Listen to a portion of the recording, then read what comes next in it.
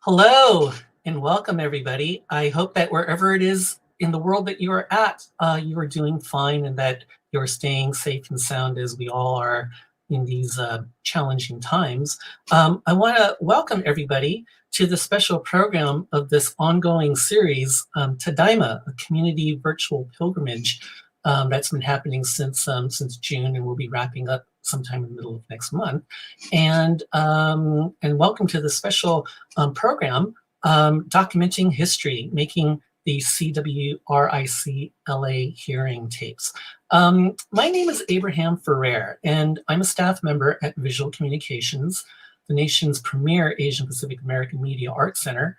We were established in 1970, and this year we are in the middle of our 50th anniversary year, our golden anniversary year of service to the Asian Pacific American communities. So we're really, really excited, to have reached this milestone, and we are very, very happy, to be here to present this program.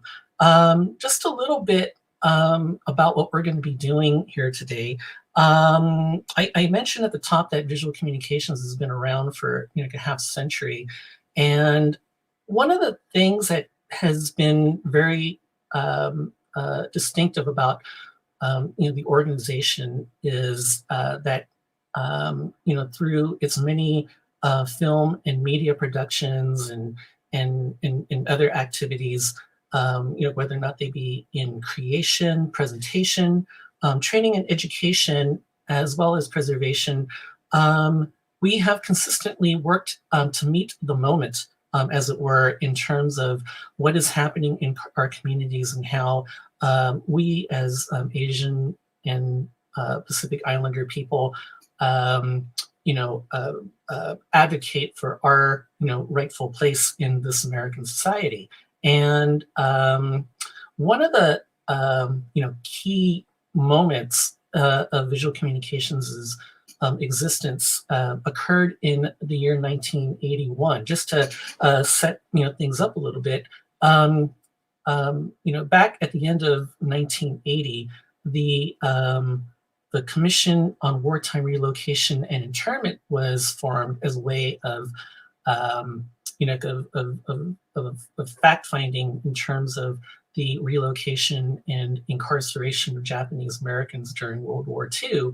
And initially, as we're going to find out from our guest, there was going to be one single hearing that was going to take place in Washington, D.C., but through the efforts of several folks from the National Coalition for Redress Reparations, the CWRIC hearings were expanded to go into a variety of different cities, and Los Angeles was one of those. We're going to be talking about the Los Angeles Commission hearings that took place between August 4th and 6th, 1981. But we're also going to focus on a unique project that Visual Communications produced and executed along with NCRR, which was essentially gavel-to-gavel coverage of the whole 3 days of testimony from nearly 200 people that came out over the course of those 3 days. First, what I'm going to go ahead and do is we're going to go ahead and start off with a little bit of a short excerpt, highlight reel of work. Now, this was produced by Dwayne Kubo and a whole team of videographers from Visual Communications, and they took the whole 26 hours of testimony and activity and boiled it down to a little 11-minute highlight reel that gives you a little bit of a taste or idea of what was happening during that event, and by way of expansion, the kinds of activities that were going on at CWRIC hearings that took place in Washington, D.C., and Seattle, and San Francisco, Chicago, and other places, and what have you. So I'll be back in a few minutes with our guests, but for now, let's go ahead and roll that clip.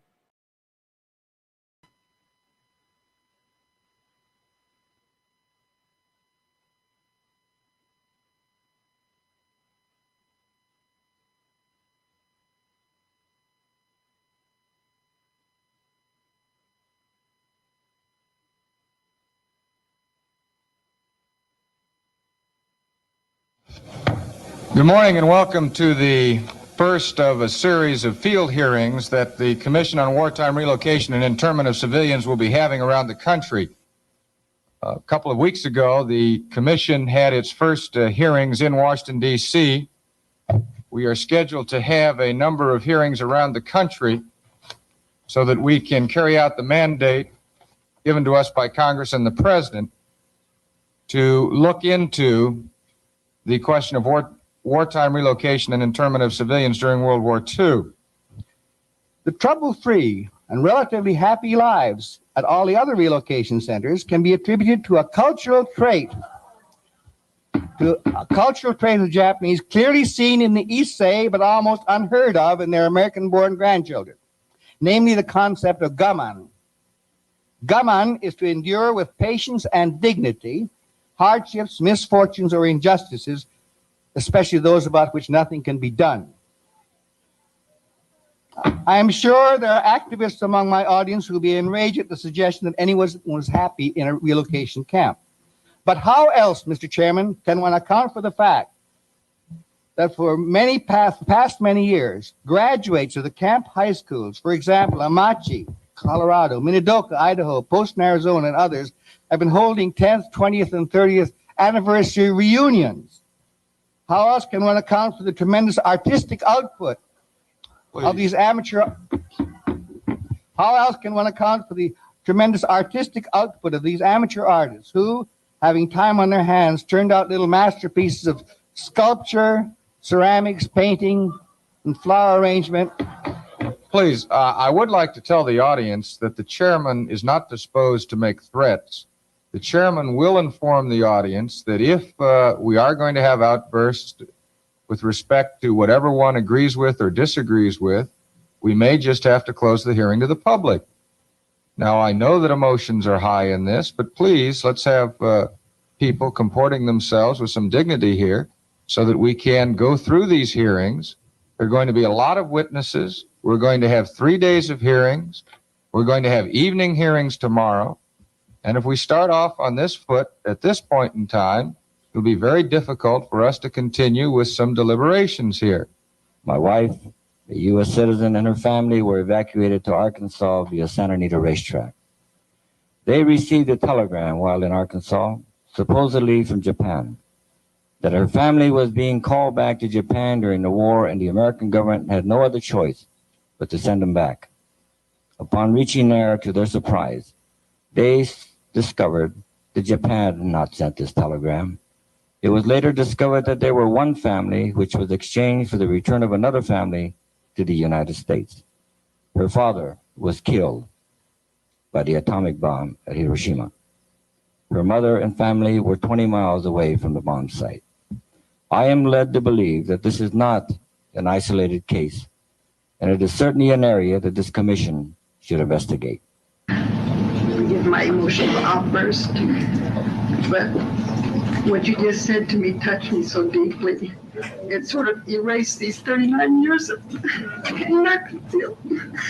39 years of pain I've been feeling. And what happened in 1942. And I want you to know I appreciate those thoughts.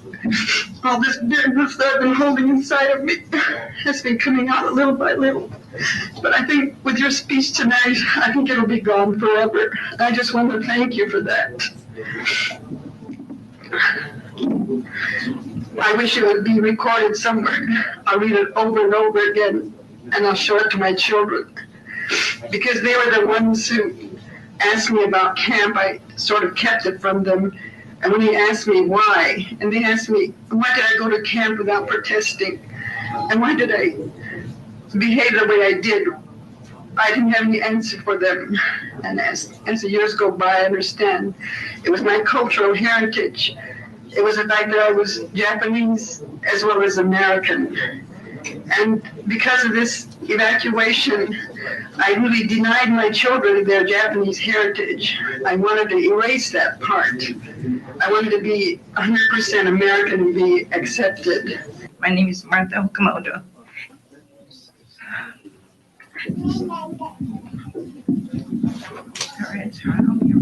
I will try very hard, excuse me. My brother, it's in regards to my brother James, who was killed at Manzanar. I've never been able to talk about this. More people have come up to me and said I must speak up. My children, even my own children, don't know that my brother was shot in the back. And as this gentleman over here mentioned, I was at the Gardena meeting, but after Miss Baker, this Caucasian woman, the blonde lady, was so negative, I just could not stand it any longer. I couldn't even talk in a small group. And so I walked out and left. Tonight I have more courage because my husband is with me. But I'm just kind of rattled. And I would try to give it as I recall. And that is to tell the Japanese American community who the real heroes of this community are. And all these times we've been seeing all these, I don't want to say, but paraded in front of the newspapers as community leaders. And they didn't do two bits for us. The people I want to thank in this community are the common people, such as the Nisei domestic, the clerk, and the gardener. And you know why? They are the true heroes? Because they kept us from starving while our own country turned its back on us. They worked hard, and they never got any recognition. If it wasn't for them, we would not have done that.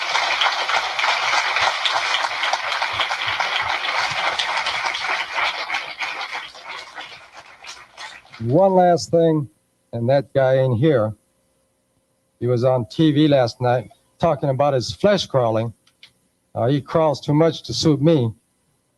And you know who he is. The only reason he wears a tam o' shanter is to keep his brains from spilling out.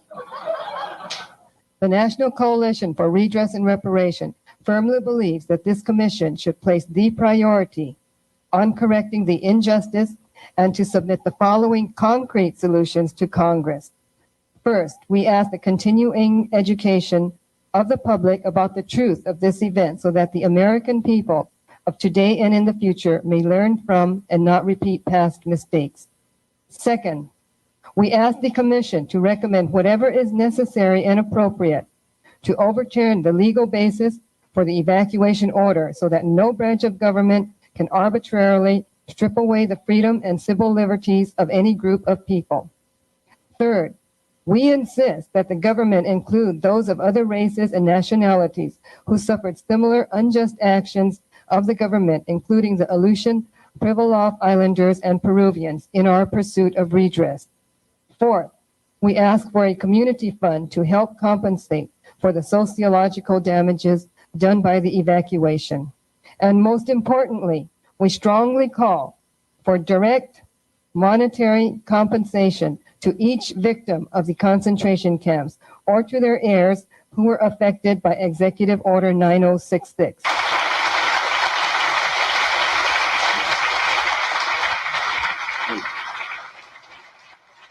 Gilbert Sanchez, and I am speaking on behalf of Frente a los Pueblos Unidos.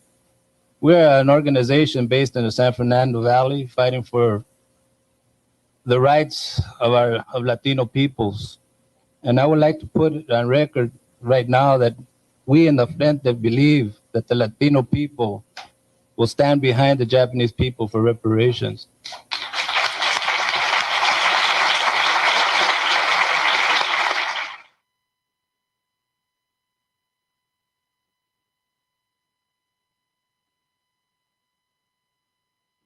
people in this community, we're different people. We have different political viewpoints, different attitudes, values. But this is really the first time, I think, somehow or other, I've never felt closer to these people, to my people, than ever before in my life. And 40 years, I think we've been in, they talk about being let out of camp in 45, 44, 43. I don't think we ever did get out of camp. I think we're beginning to get out of camp now.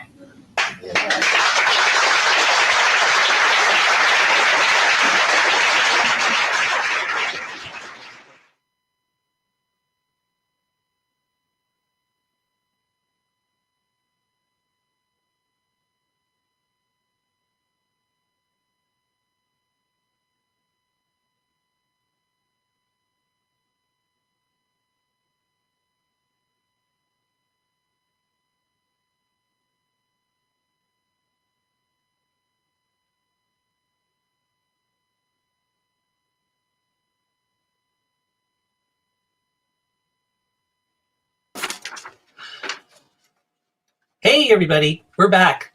So anyway, that was a little bit of an excerpt of the commission hearing tapes, and needless to say, I'm not exactly sure if that's the commission hearing, highlight tapes that anybody here on this panel may be familiar with. I wanted to just apologize very, briefly for the technical difficulties that caused the picture and the sound to separate. Dramatically and what have you. Technology, it's a thing. I think it's one of those things that happens in a COVID-19 environment and what have you. You just do what you got to do, right? So anyways, what I want to go ahead and do right now is I want to go ahead and introduce the folks who are part of our presentation today. And if I can go in order here, I'm just going to go ahead and read this very quickly. First and foremost of all, we have Mia Iwataki, a founding NCRR member who was a contributing editor to East Wind magazine. She was the national press secretary to Congressman Mervyn Dimely, California, whose 31st district includes Gardena and Carson. She also produced KPFK's weekly Asian program, East Wind, and is currently a member of Nikkei Progressives. Hey, Mia, how you doing? Well, thanks for joining us. Also, we have Kathy Masaoka, NCRR co-chair, who has worked on youth, workers, housing in Little Tokyo, and redress issues since 1971. Currently, she works with the NCRR Education Committee, Nikkei Progressives, and the Vigilant Love Coalition to build solidarity and support for Muslims and others impacted by discrimination. Kathy, hi, and welcome. All right. Up next, we have Dwayne Kubo, all the way from San Jose, a co-founder of Visual Communications, who was the coordinator of sorts of the video documentation team of the CWRIC LA hearings. Retired from De Anza College, where he was the Dean of Intercultural International Studies. Dwayne is the creator of J-Town Community TV and a co-founder of the Silicon Valley Film Fest. Dwayne, how you doing? Hi, folks. Yes. All right, and finally, we have Roy Nakano, who was formerly the director of the UCLA Asian American Studies Center's Student Community Projects Unit, and he was also a testifier at the hearings on behalf of the Gardena Committee for Redress and Reparations, also known as NCRR Gardena chapter. Currently, he's the chief counsel for SBA's National Disaster Loan Resolution Center. Roy, thank you so very much for joining us on a Sunday afternoon. Oh yeah, thank you for inviting me. All right, excellent. So anyway, what we're going to do right now is just basically, you've seen the highlight reel, and in fact, through your involvement with NCRR and the redress movement and visual communications, I think it's safe to say that all of you, have seen, these testimonies and a whole lot more over the years.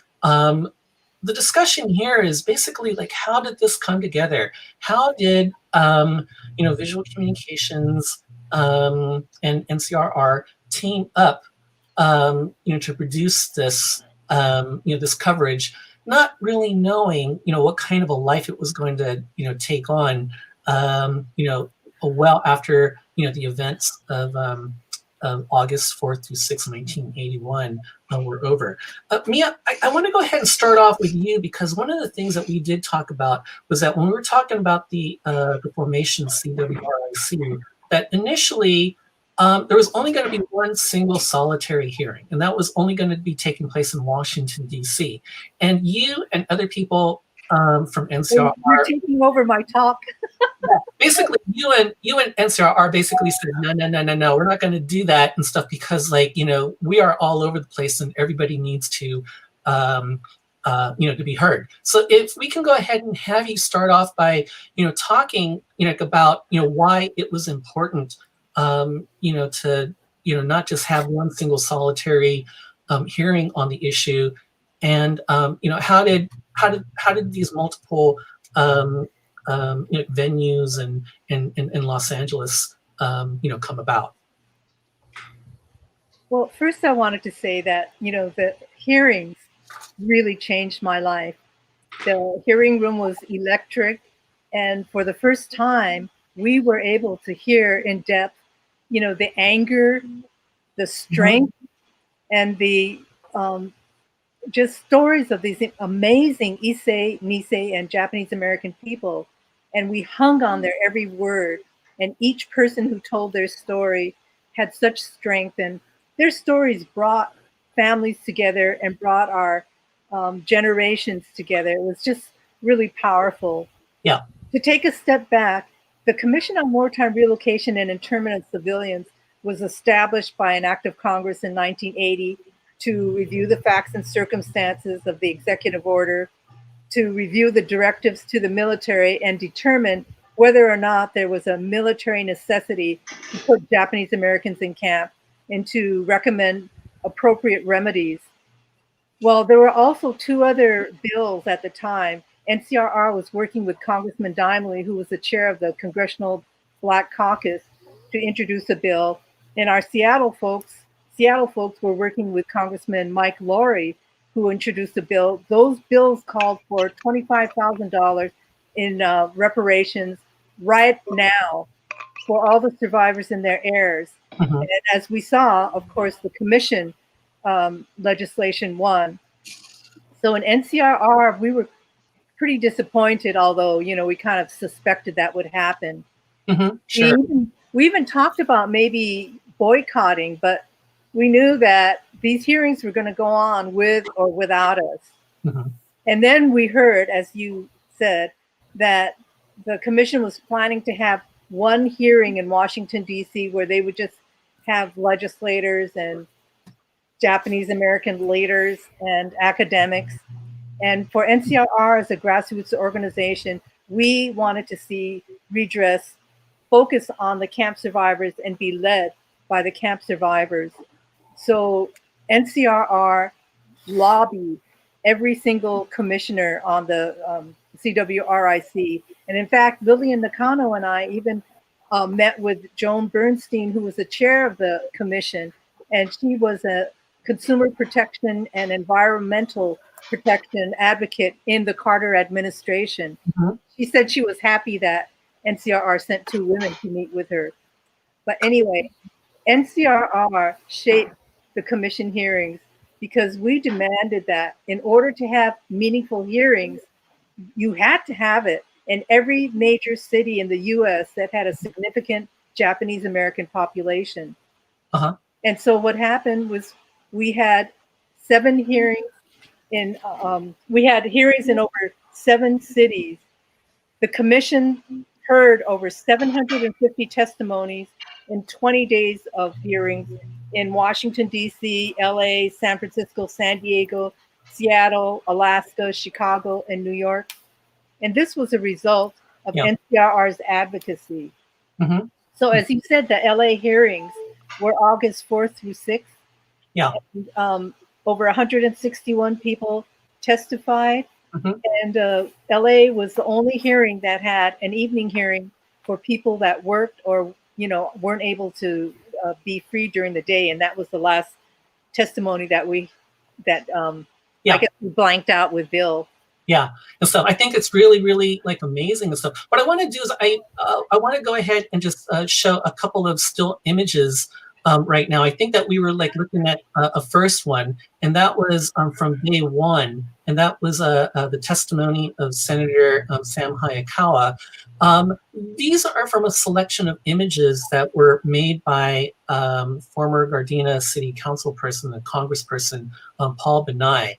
You know, he basically, documented much of this, of the hearing all 3 days.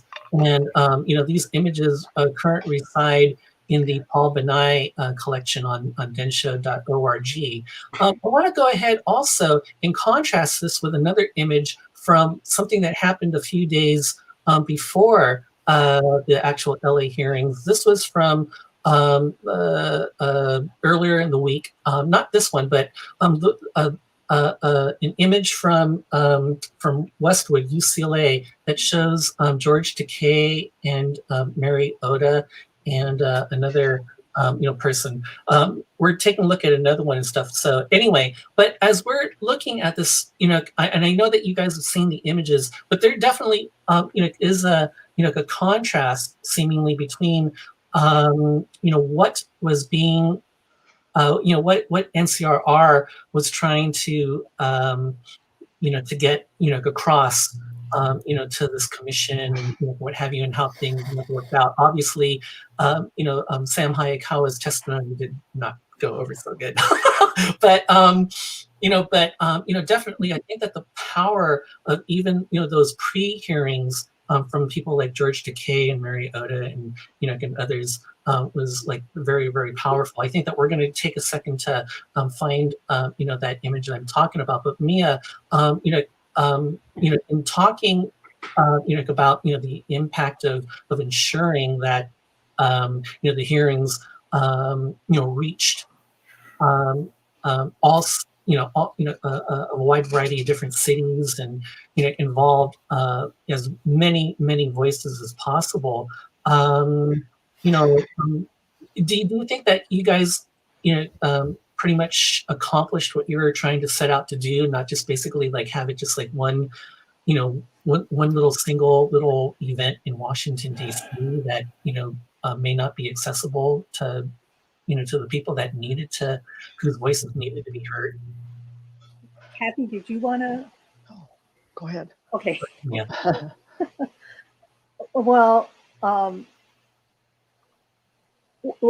it felt like what we were seeing a lot in our community, that there were certain, as Jim Matsuoka pointed out, maybe self-appointed leaders that put themselves in front of the redress and reparations struggle. And yet there was this whole grassroots movement that NCRR was involved in that really wanted to put the people who had suffered all these years up front. And so there was a lot of work that went into working with the testifiers. And I think, Kathy, you were going to talk about that. Yeah.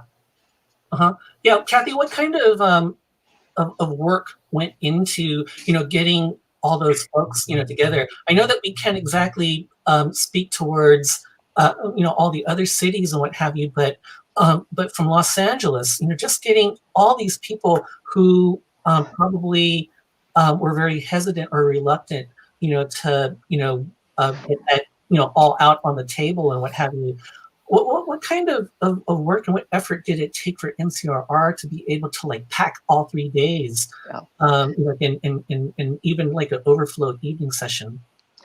It took a lot of effort, Abe. I think we fought for hearings in all the cities. We wanted to fill the 3 days in one night.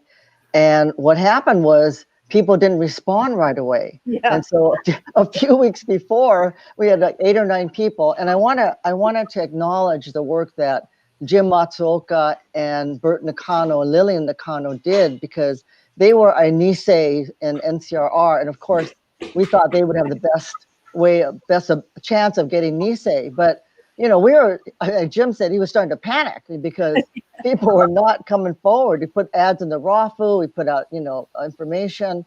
And finally, he told all of us at a general meeting, you all have to testify because we got to fill those testifiers. And so a lot of us did. I mean, I ended up testifying myself because we submitted our names. But, it took a lot of effort. And I think we realized Nisei and people that had gone through the camps were not going to just open up that easily. They hardly talked about it at all. So it took a tremendous amount of effort preparing people.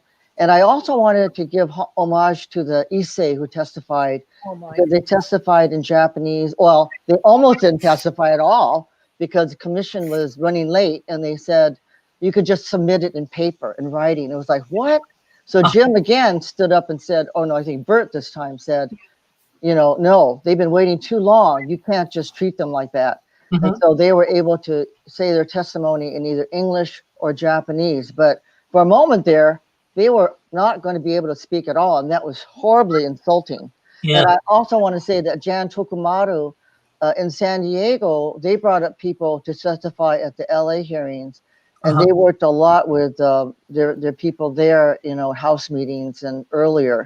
All of us had house meetings to try to get people to open up, But yeah. So, one point. I think you heard Martha Okamoto talk about her brother being shot in the back. Oh, yeah. Yeah. And she was one person that actually responded to the ad. She called Jim at his work. Mm-hmm. And he realized he needed to listen to her. And she testified he listened to her story and her testimony was so powerful. I think it took a lot of work, a lot of time, a lot of energy, a lot of support.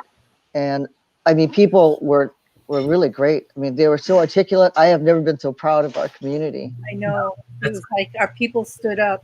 And I think once people started to testify after that first day, it was like everybody, opened up, and it really turned some people around. Like one of the testimonies that we always refer back to is Yuji.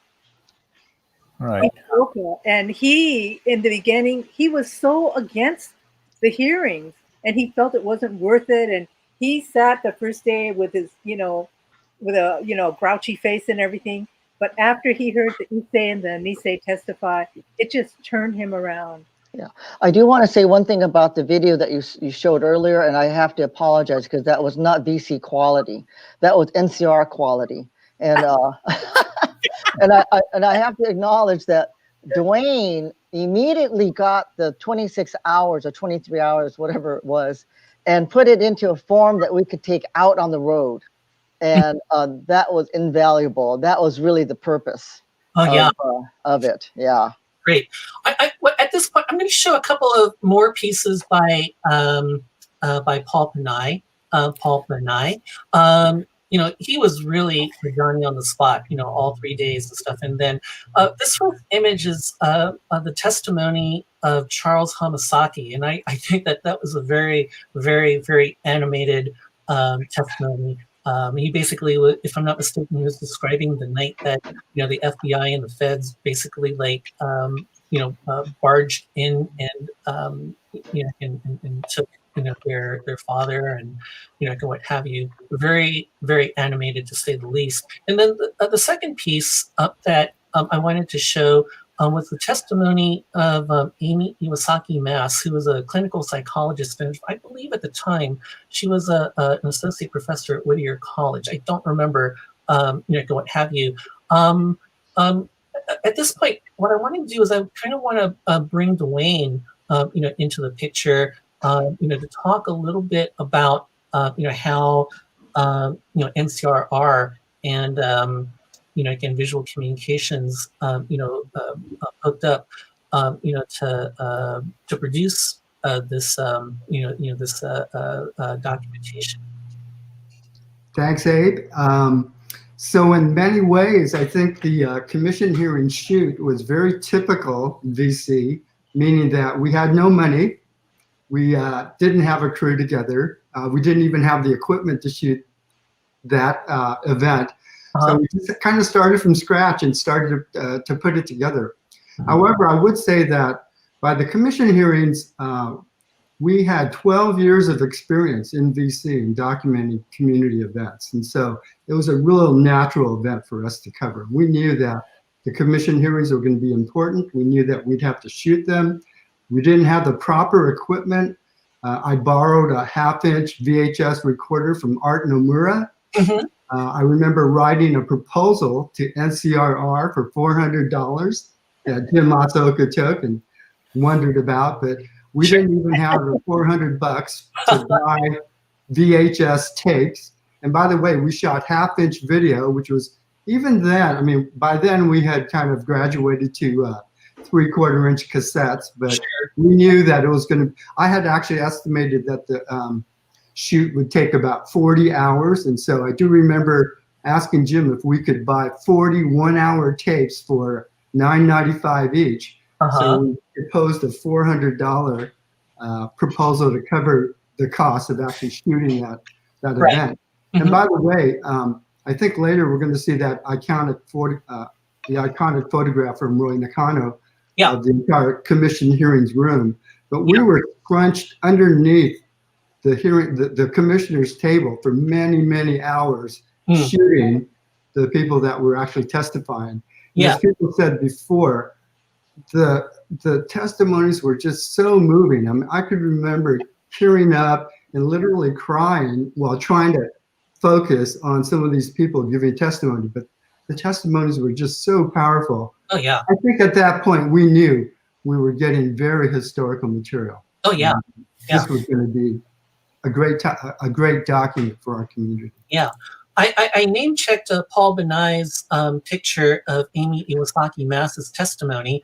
I'm going to go ahead and put up right now a screenshot of her testimony as captured by the visual communications cameras, what have you. And just by looking at this, the way that you had, tightened all the shots, it was very, very clear that, for all of these people, they deserve their minute. And, you intentionally wanted to be very, very intimate with each of those testifiers and what have you, because, the power, of that image of Amy, talking about the effects, of internment and incarceration, is really, really powerful, whatnot. Roy, I wanted to, go to you because, of all the people that are here on this panel, you and I, have this kind of thing because, like, we rode, from UCLA together to downtown to the courthouse on a couple of those days and stuff. I basically was tagging along, and you were basically there as both a testifier and representing, the UCLA Asian American Studies Center. Dwayne was referring to an image that that you had made, which is essentially like a panoramic shot of the the courtroom and stuff. So clearly, clearly what's happening was that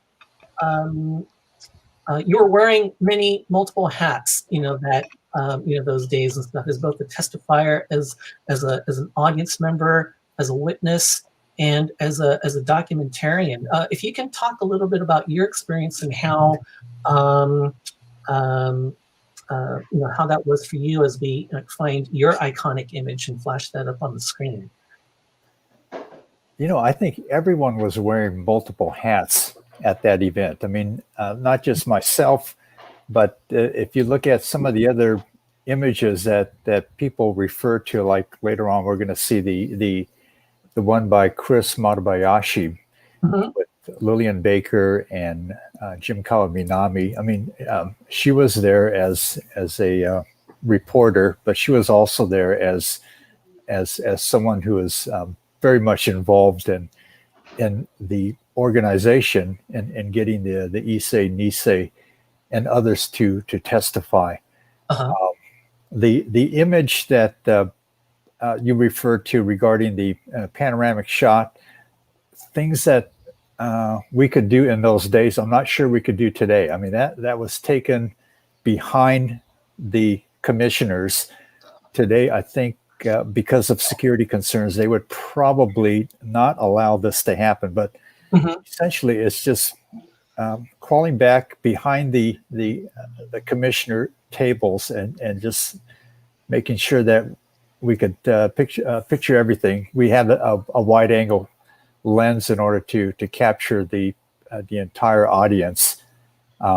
Yeah, and luckily with the black and white film, we were able to get a pretty decent shot. Yeah, we're looking at this image right now, and if I'm not mistaken, somewhere in there I can see Mia in the picture. This is all back in the days, like in the '80s, when everybody was rocking perms and everything. But but definitely, I always keep coming back to this image.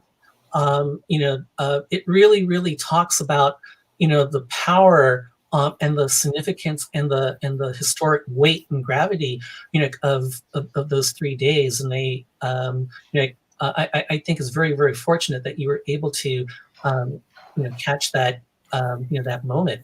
In a second, I want to go back to an image that actually is uncredited, but it was a 3-shot of of folks who are speaking from the, I guess, like the activists and legal aspect of things. There would be I believe you, Roy, that was testifying on behalf of Gardena, and then you're accompanied with a couple of other people who are very familiar to visual communications people.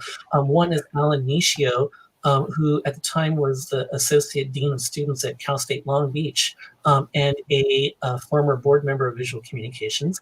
And to his left and to the right of us is Mike Marase, who is a member of NCRR, but also at the time he was involved with Little Tokyo People's Rights Organization as well.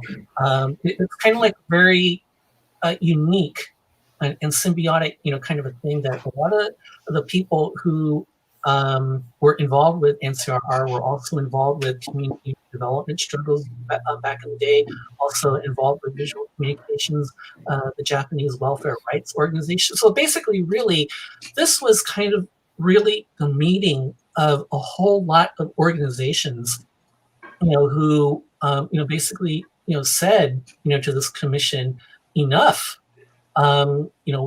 It's time to, to listen to us, and it's time, for you to do something about the great, injustice that you did, to this community.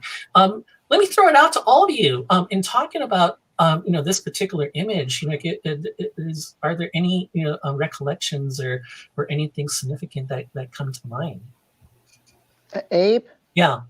I want to say, I think I would be remiss if we didn't say that, we worked with, and I see in some of the comments from Carol and Yano that the JCL chapters were also involved. And, I think there were some, I remember especially working with Harry Kawahara and Phil Shigekuni, who also were working with testifiers and bringing people. And I think, on top of that, I think there were individuals that just showed up, that just decided, because we had people like that joined NCR later, and they were like really feisty kind of people, like Davey Mahara.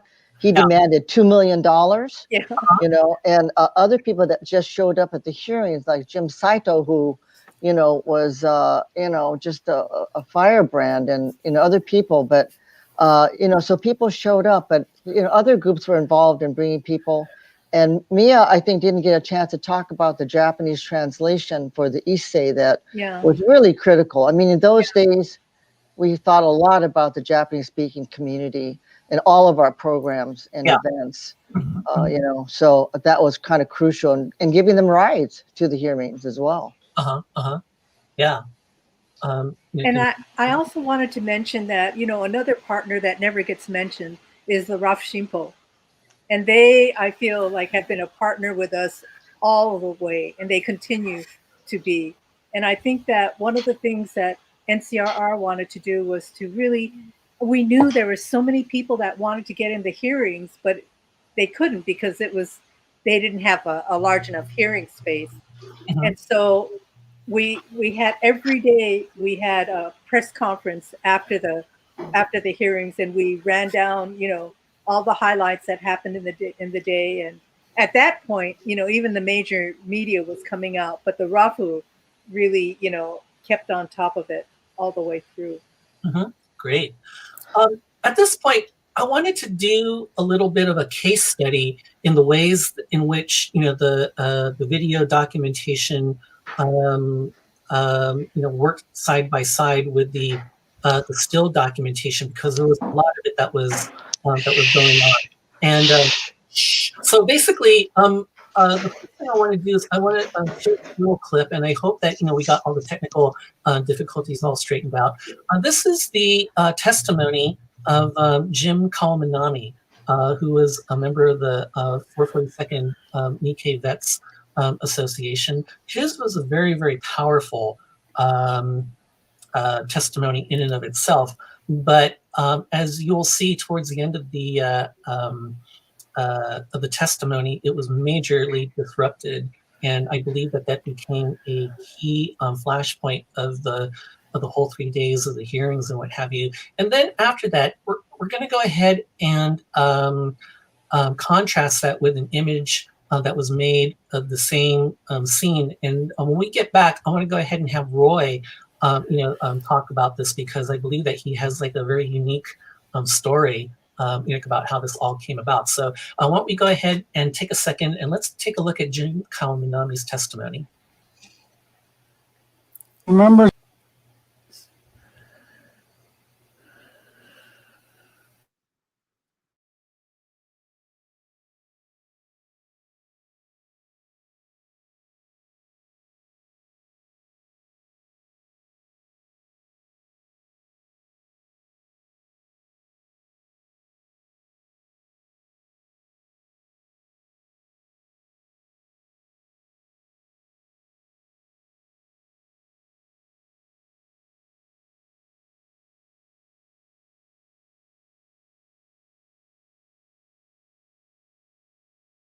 fairgrounds or racetracks, taking with us only those things that we were able to carry. Surrounded by barbed wire fences and guard towers, we were assigned living quarters. Many of the families were put into horse stables, which were very unsanitary, and the stench was unbearable. Some of us were more fortunate in that we were assigned to barracks with knotholes in them and the sideboards to which you could see daylight. Rooms which measured about 8 feet by 12 feet was for a family of 4. Sanitation at these assembly centers were terrible, with a cesspool overflowing and the waste running down under the barracks for blocks. After spending many months at these assembly centers, we were sent out on trains to different relocation camps, which were located in the most desolated and remote parts of the country. Here again, we were surrounded by barbed wire fences and guard towers manned by soldiers with rifles and machine guns. It is at these desolate camps that the Japanese people had to endure extreme cold in the winter and dust storms and extreme heat during the summer months. It is from these shameful environments that the Niseis volunteered for the armed forces of the United States and to form and to join the now famous 442nd Go for Broke Regimental Combat Team, which served and fought with distinction in France and Italy during World War II. I won't go into the battles and declarations that were won by the men of the regiment, for I'm sure by now you have read the statement to the Commission by General Mark W. Clark on July 14, 1981. He said it all when he said, I quote, "I hope and trust that this Commission will find that a grave injustice was done to a very patriotic sector of our population, and that early and appropriate remedies will be provided to those Japanese Americans who suffered and sacrificed much solely on account of their race and accident of birth." We of the 442nd Veterans Association of Southern California concur with the redress and reparation of those people who were unjustly incarcerated in concentration camps during the war.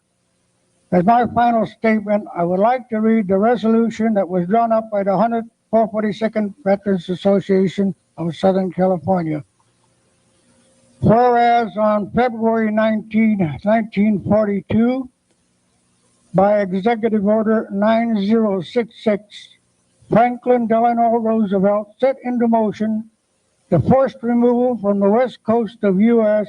of approximately 120,000 Americans of Japanese ancestry, including among them their parents who were permanent residents of this country, and whereas the constitutional guarantees of this country were arbitrarily suspended as to only this specific ethnic group, thus depriving loyal Americans and law-abiding aliens, residents of this group, their constitutional rights, and whereas the vast majority of those persons who were removed from the West Coast were detained in U.S. concentration camps, and whereas from these very camps came forth the volunteers that promoted the formation of the 442nd Regimental Combat Team and later provided most of the replacements for the 144nd Regimental Combat Team's battle casualty losses.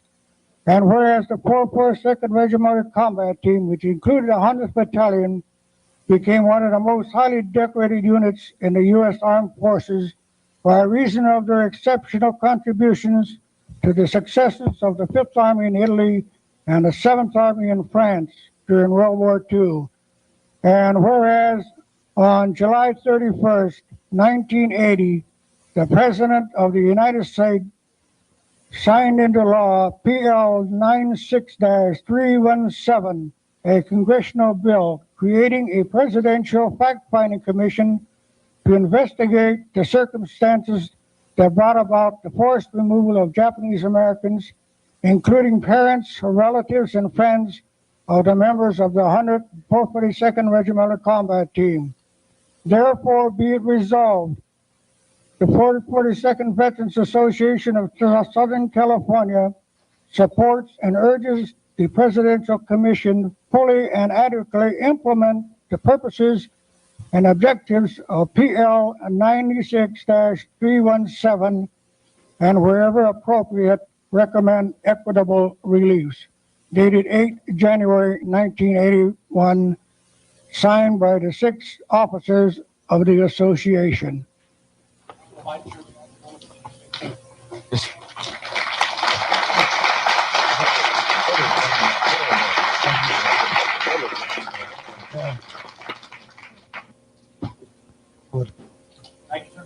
Mr. Chairman? Yes, sir. May I, in looking at a paper that was handed to me, there was a person by the name of Lillian Baker wrote an article, says she published in the Gardena Valley News, saying that the members of the 442nd has backed the so-called group that she is more or less the head of, saying that we are against all the things that we thought good. She says that the 442nd spokesman wrote to Supervisor Hahn and had a letter published in the Gardena Valley News and Ethnic Press stating that we are Americans, Japan was the enemy, that flag is our trophy.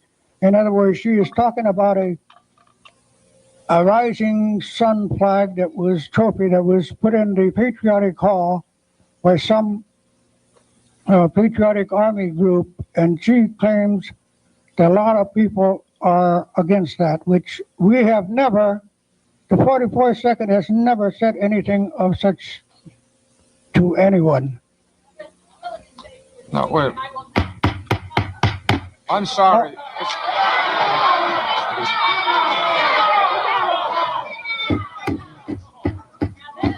Wait a minute. Listen. I'm sorry. If we have outbursts like this, we're going to ask people to be removed.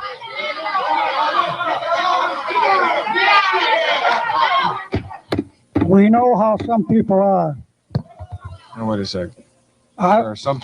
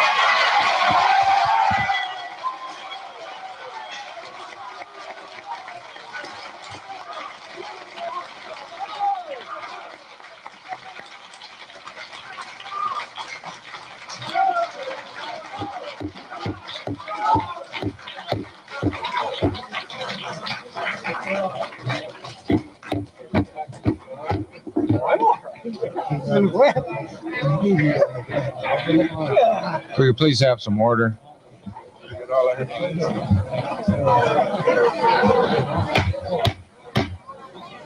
Could we please have some order so the panel may continue? Thank you. Thank you, Mr. Chairman. Now you can all see what kind of people we have to put up with.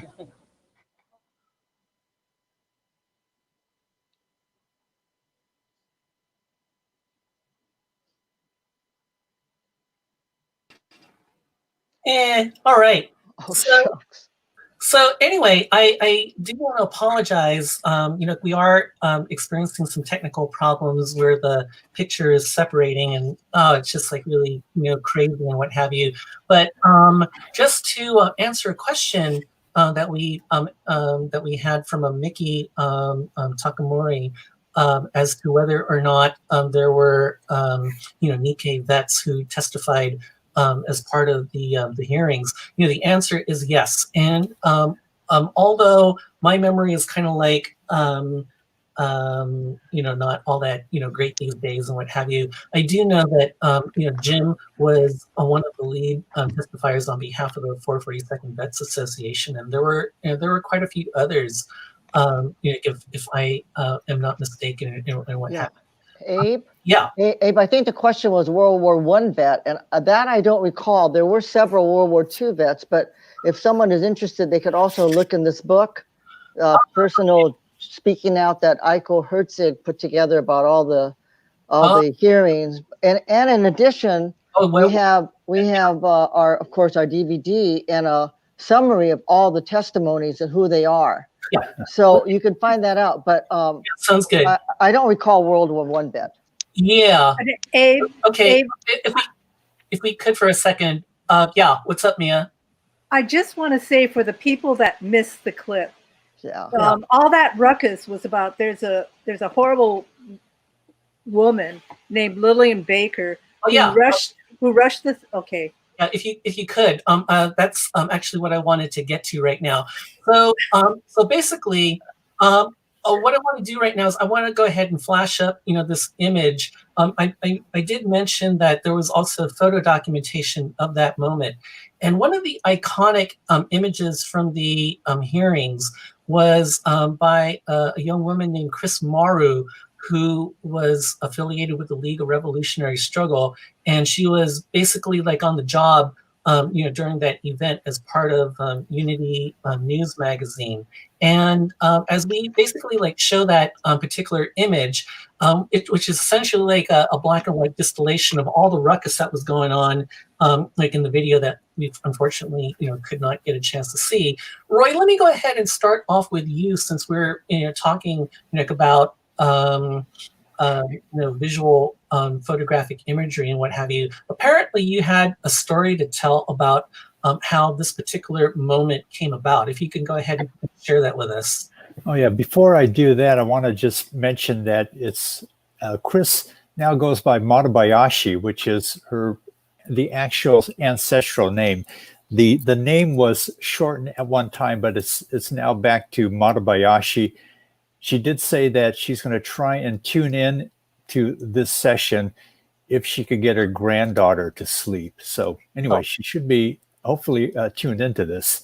Mm-hmm. But this incident, what was happening was Lillian Baker, who headed an organization called Americans for Historical Accuracy, was a proponent of the Japanese American incarceration. and generally regarded as a camp denier. And she was passing out flyers at the event. Her, along with the lady you could see right behind her, Rachel Kawasaki, another person who was also with the organization. Susie Ling had picked up a flyer from Lillian Baker and showed it to me just as Jim Kawaminami was impaneled. And that's the flyer that inferred that the 442 Veterans Association was backing her position. And so at that point, I crawled around the front of the testimony table. Jim was not testifying yet. He was at the very end. Mm-hmm. There were other people who were testifying. So I introduced myself, handed him the flyer, said, you may want to address this, pointed to the section where the flyer was inferring the support of the 442 with their position. That's the backdrop of it. What happened was after Jim gave the presentation and turned to the flyer, Lillian Baker walked up and tried to snatch the flyer back, but in doing so also snatched Jim Kawaminami's testimony. And that's when Jim stood his ground, did not want to let go of the papers. And that's what this image captures. You see Lillian Baker trying to get the papers away from Jim Kawaminami, Jim standing his ground, and then the California State Police trying to, this one you don't really see, but the police officer there afterwards gave some elbow action to Lillian Baker to make her stand away from Jim so that Jim could continue on with the testimony. And then also what you didn't see was the police escorting both Rachel Kawasaki and Lillian Baker out of the commission hearings. So that's what happened. One of the immediate outcomes of that was the Gardena Valley News coverage, which up until that point had been trying to present a quote balanced view between the proponents and those who were against the matter of redress. Interestingly, the Gardena Valley News coverage took a significant, more supportive role for the Japanese Americans thereafter. Lillian Baker was a frequent contributor to the Gardena Valley News, and definitely this was a turning point, one of many turning points in the commission hearings. Mm-hmm. Let me invite the other folks and what have you. I mean, like Dwayne, you and the VC team, captured, that incident on video, and it basically is very prominent in other, coverages and what have you. Kathy and Mia, when you take a look at this again and go back to this, was this the moment, that you and the other NCRR people said, okay, this is getting real now. We're in a fight. Right, because this was in 1981. Redress would be achieved in 1988. But the process of winning over hearts and minds, I really do think really started, among other things, with this incident. And well, Abe, I what? As I listen to this again and again, it's sort of like I think I hear the voices of our community telling, get her out. I mean, people were so angry, and it's like you don't usually hear that uproar, right, from our community, and it was like so strong. And people that listen to the DVDs today, you could hear that, and I mean, it still makes me feel very proud of our community, and people aren't going to put up with it. Oh, sure. I remember, and we couldn't see it, in the clip that we provided, of all people, Evelyn Yoshimura just basically waving bye. Get her out. Yeah, right. So anyways, yeah, really. And then we didn't really edit that clip. So there was, these people that were by the door going like, "Are you okay?" And I'm like, "I'm okay." I think that everybody really was like in shock, that that had happened, and obviously that is not the first time, nor it would have been the last time, that Lillian Baker and her group would, disrupt the efforts of NCRR. And Abe, as you were saying, it was a very unifying moment for our community, and it kind of stuck because even after when we were, fighting for the actual appropriations to come to people, we were having meetings in different places, and there was a meeting in Gardena when Bob Bratt, who was the head of the Office of Redress Administration, was down, and he told us, I wasn't at that meeting, but he said that some of the guys from Lillian Baker's Americans for Historical Accuracy were at that meeting, and they were disrupting. And he said this Nisei guy went up to this big white guy and clocked him right in the and you know what? That would not have happened if it weren't for the hearings and the unity that people in the community had, and that, we're not going to take this anymore. Sure. So, yeah. Yeah. Before we take a few questions from the audience, what I want to do is I want to go ahead and talk a little bit about the legacies of the hearings and of the commission hearing tapes, what have you. I think that what I want to do is I wanted to show a couple of pieces. This is an image of Amy Uno from Chicago, and this is like a black and white image. And as I mentioned at the top, due to the hard work of Mia and all the other folks and what have you, the CWRIC commission hearings did not happen just in Washington, D.C. They were in all major cities with Japanese American communities throughout the country.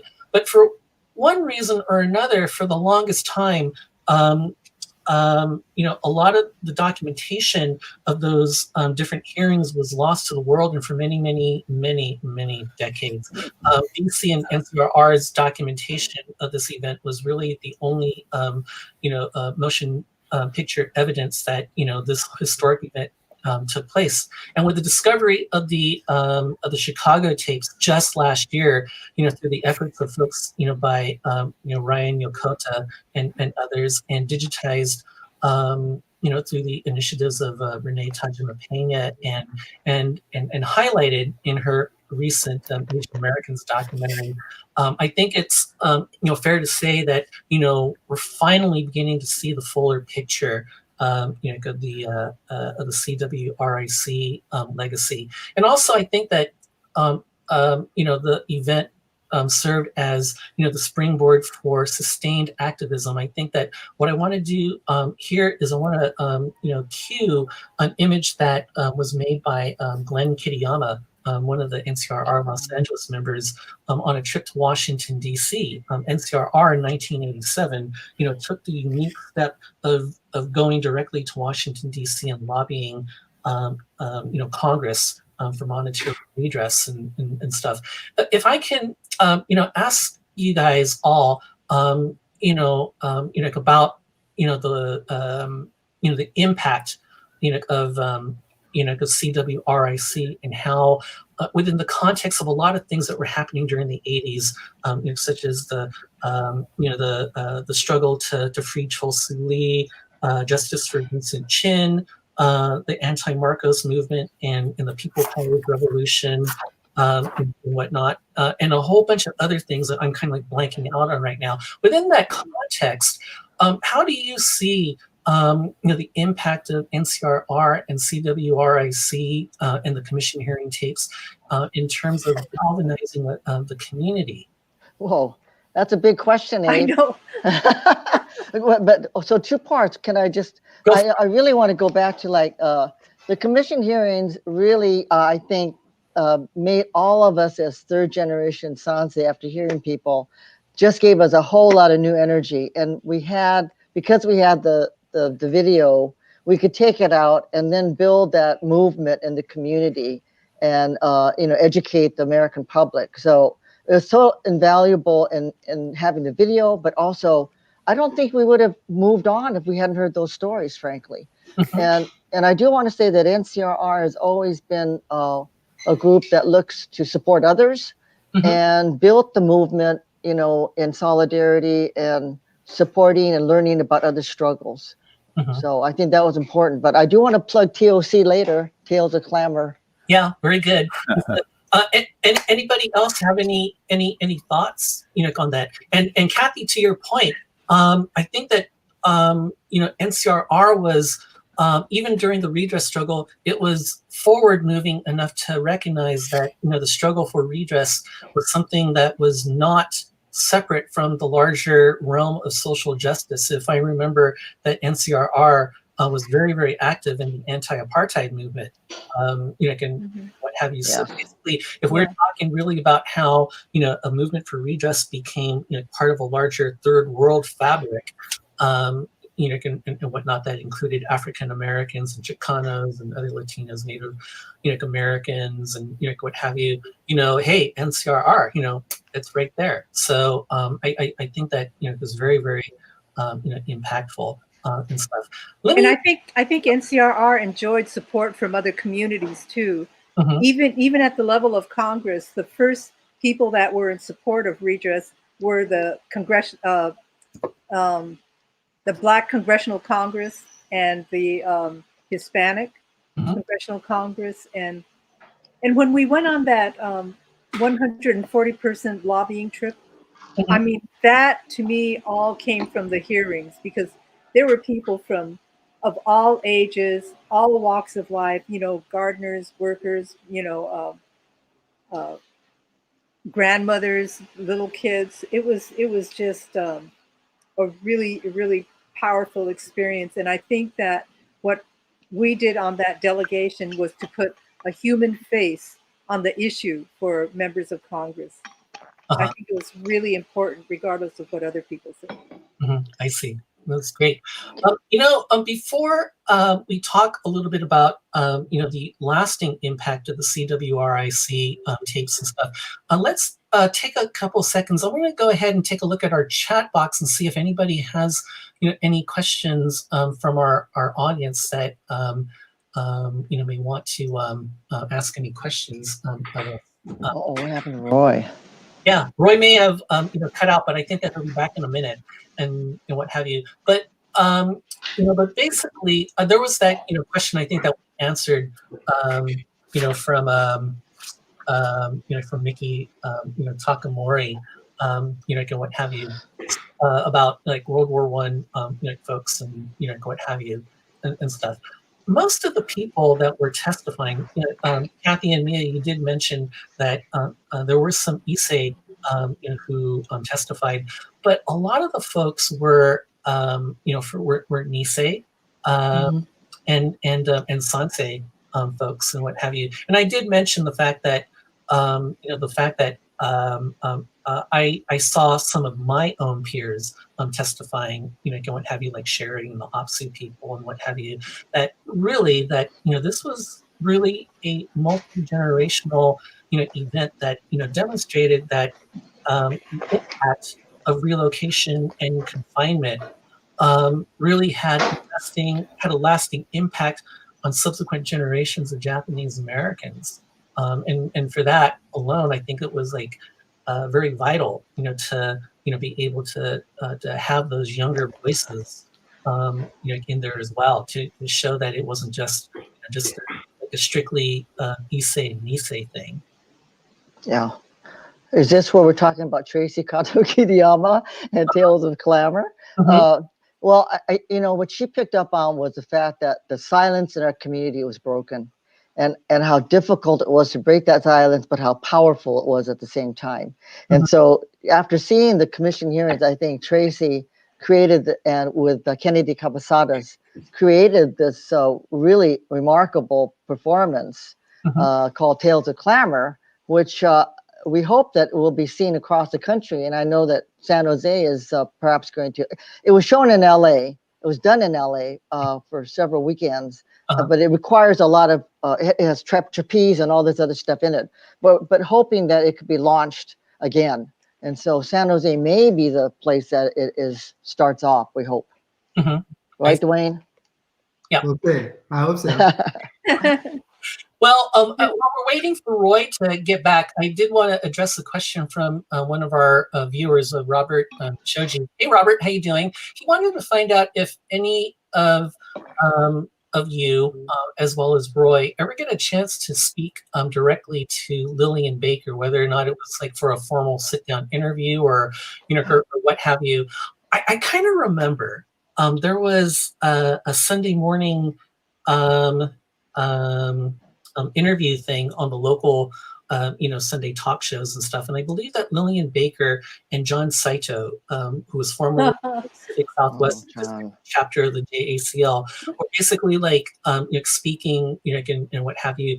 I was going to say that, if nothing else, Lillian Baker is a very forceful speaker. And and John, he was like, quite, purposeful. But I kind of think that, if John Saito was changed with somebody like, say, like a Mo Nishida, there might have been like a bloodbath on stage. It kind of like is a kind of a different, thing, most definitely. And stuff. So basically, like, has anybody had a chance to actually like speak directly with Lillian or anybody from that organization that she headed, any semblance of a rational discussion or what have you? Anybody? I don't know. It was almost like a waste of time, but I know that they were just verbal sparring at. It was like she followed every meeting that took place in the Gardena area. She was there. Mm-hmm. Mm-hmm. Or leave phone call messages about the American soldiers who were at the bottom of Pearl Harbor, things like that. No, we didn't engage her. Yeah, it was like a waste of. Yeah. Kathy Tokodomi mentions on the sidebar that Lillian Baker galvanized the Nisei early on, and she thinks actually she contributed to the turnout to the hearings. So, all right. Yeah. That's great and stuff. So I have a question here coming from John Tonai. Hey, John, how you doing? Thanks for joining us. Was there tension between Japanese Americans who wanted to testify / fight for reparations and those who didn't want to rock the boat? If so, how was it resolved? And I think that, it gets to like the whole thing where there was like the struggle, Kathy, you've already spoken to in terms of getting people to testify, but then at the same time, it is a reality that the experience of having been eviscerated through the experience of relocation and internment, really had such an effect, on people in the community that for many years they didn't want to speak up about it. Again, I think that passed down to their children, people in the Sansei generation, who were basically obliged to live under an early iteration of what we now know as the model minority construct, in which you got to do so much better than Joe or Jane America, because then that way nobody will screw around with you. Nobody will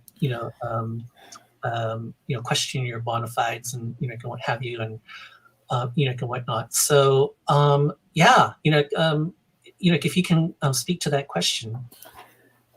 Well, I think a lot of people, I mean, just think about it, being in a camp behind barbed wire, family separation, being in an environment where there were epidemics in camp. Mm-hmm. I mean, there's so many lessons we can draw from camps to what's happening today, to a lot of the immigrants, mm-hmm. our immigrant population. But I think our people were, it was really damaging. And I personally think that most people that were in camp probably have a mild form of what we today know as PTSD. Mm-hmm.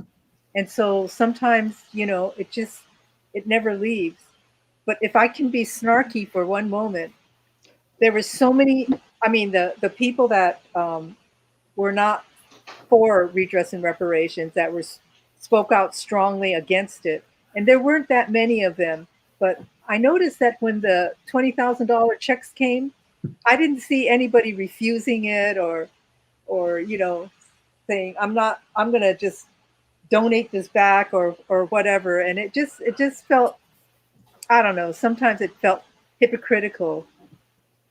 Yeah. You know, the Dan Lundgren, who was the chair of the commission, was very vocal in being against reparations all the way through. But even Dan Lundgren, in the end, decided that he didn't want to go down in history as the anti-reparations congressperson, and switched his position and supported it. Oh, really? When did that happen? Yeah. Oh, yeah. Because that's the other interesting thing. Dan Lundgren, he spent more time doing television interviews than he did being on the panel with the commissioners when we were having the hearings in LA.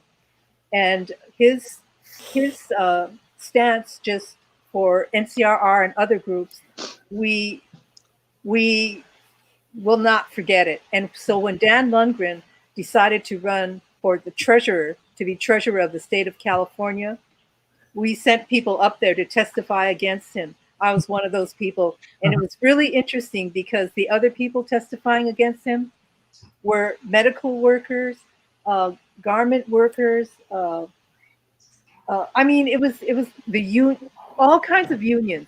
Everybody. I mean, he had turned off and turned away so many people. He just had no chance. There were so many people testifying against him. I want to speak to that last question. There's also a question about the time limit. Yeah, there was a time limit for people at the hearings because they were getting very late, and that's why they were going to cut off the ESA from testifying at all.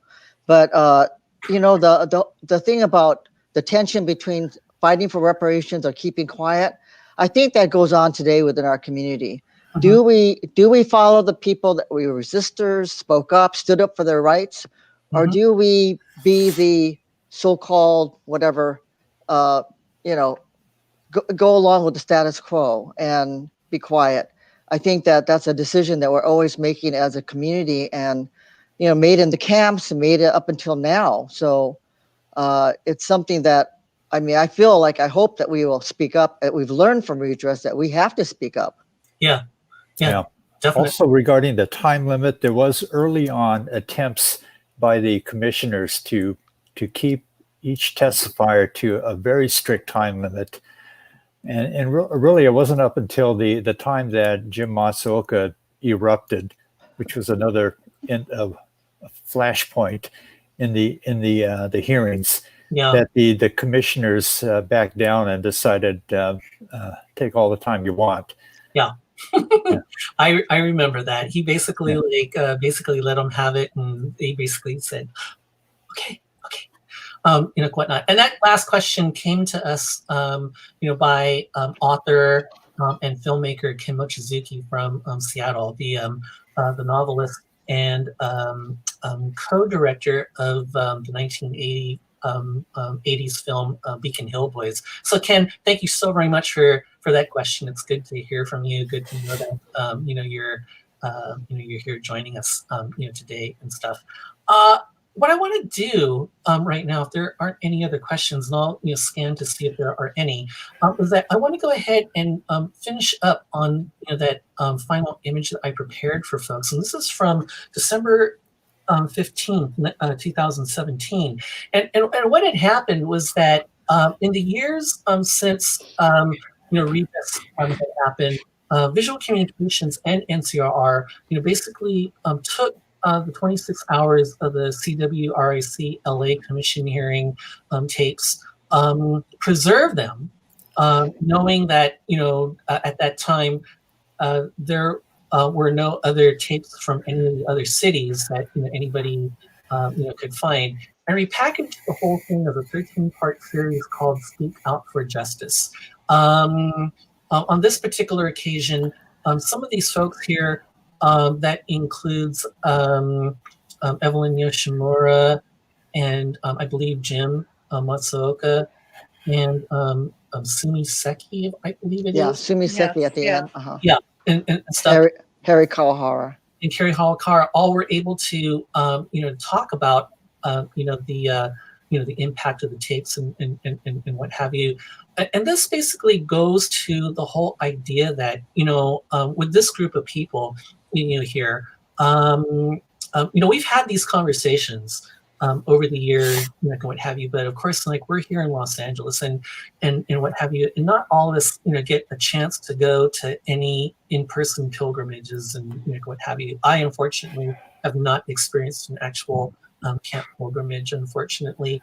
But by having TADAIMA, the community pilgrimage, one of the great things is that it takes this conversation about the making of the CWRIC tapes and what ultimately became Speak Out for Justice, to the larger, community. We're speaking to what I imagine like is a nationwide audience right now, and basically sharing stories about how we reclaim history, how we reclaim, our heritage and our memories of things that, happened to us and, what have you, and how very easily this heritage can become lost if, we don't, take care of it and make sure that it is there for everybody to experience and to learn from, what have you.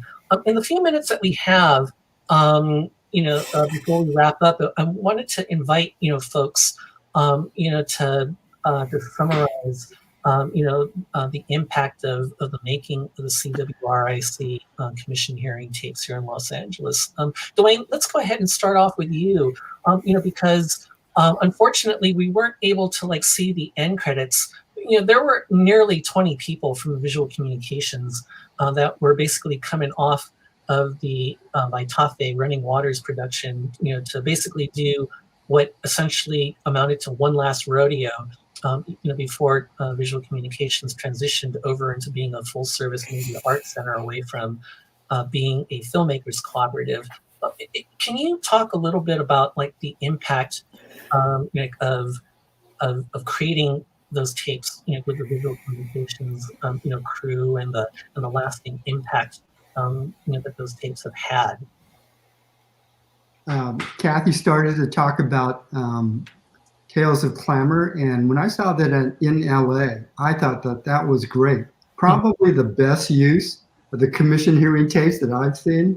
I mean, I know we've used them to organize our community, but in a creative way, that was really amazing. And I would love to see something more like that.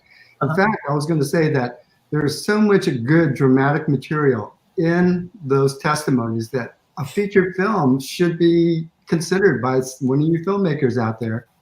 There was even more drama around Lillian Baker, because in addition to the actual physical attack in the hearing room, the evening before and the morning of the hearings, the Americans for Historical Accuracy threatened to disrupt those hearings. And so we had people also ready to try to deal with that. Yeah. So there's a lot of behind the scenes drama that was going on in addition to the actual hearings. There's plenty that we could bring out. Yeah, we have less than 2 minutes. Roy, Kathy, then Mia. Definitely, the hearings had an impact on the writ of quorum nobis court case that happened thereafter. It was really the uncovering of Freedom of Information Act information that really was came out of the commission hearings that led to Fred Korematsu being able to go back into court and fight the criminal conviction. That also led to Minya Sui and Gordon Hirabayashi doing the same. So just in terms of court cases, it's had quite an impact. Great. Kathy? Yeah, I want to ditto both Dwayne and Roy and just say that, I mean, the truth is coming from the people. So these stories are real history. And every time I see it, I learn something new. And I think that I really would encourage people to see them and listen to them, because these people are not around anymore. Yeah. And Mia, last word. I ditto everyone, and every time I see it, I not only learn something new, but I keep crying. It's so moving, and especially I want to emphasize what Dwayne said about Tales of Clamor, how well they use the commission hearings to and just put life into the whole struggle. And I think Tales of Clamor can bring this experience to, you know, the generation that wasn't able to come to the commission hearing and bring it to life. And I think that's really important right now. Because of these hearings, I think our community is supportive. Like after 9/11, our community stood up for the Muslims.